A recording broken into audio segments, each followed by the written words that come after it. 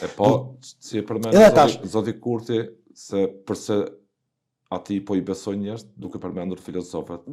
Aja ishte tallje, do thotë ishte tallje, manipulim. Ishte John Stuart Mill. John Stuart Mill, Kanti, Aristoteli, Aristoteli, një lidhje përse e bëri atë? Si pasur, duke ditur që e një zotin Kurti. Përse nxori atë formulim ashtu? Aja ishte në Davos. Ishte në Davos, nuk është hera e parë që e bën. Jo. Sepse e ka bërë edhe në Spanjë edhe në shumë vende të tjera.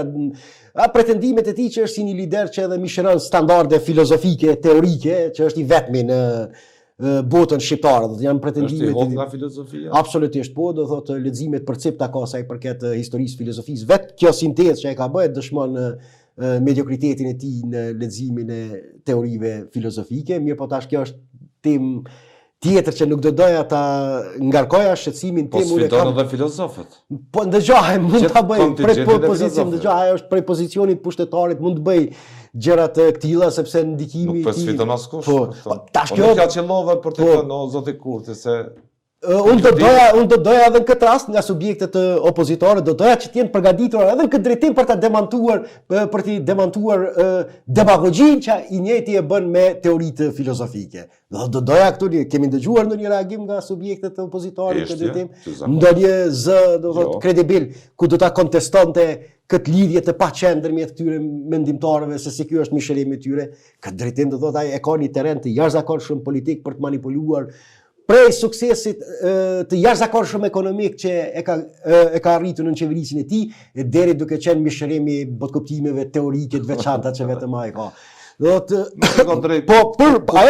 Kur ta lexon zotin Kurti dhe me qenë se është figurë kryesore politike, kur ta lexon zotin Kurti duke cituar filozofët, cili është takimi juaj? Në mënyrë do thotë indiferente apo kupton, është fatkeqësi. Nuk e merr seriozisht. Jo, nuk e marr seriozisht, është do thotë e di që një gjë të tillë e bën nga motive për t'u dukur apo kupton si një filozof mbret në Republikën e Kosovës. Po kjo është arsyeja themelore, do motivet banale, do thotë që pushtetin e tij politik gjoja ta mbesh edhe me një narracion filozofik, mirë po unë do thotë jam i thari teorisë që kryesisht ne duhet ndërtojmë mekanizma, do thotë, për ta kufizuar edhe filozofin po të jetë nevoja me çka pretendime të tilla, sepse jemi përballë një situatë konkurrencë edhe në këtë. Sepse jemi përballë një situatë, prapë po tham që dy prej strukturave kryesore të pushtetit juridik në Kosovë shumë shpejt mund të vendosen në administrimin e kryeministrit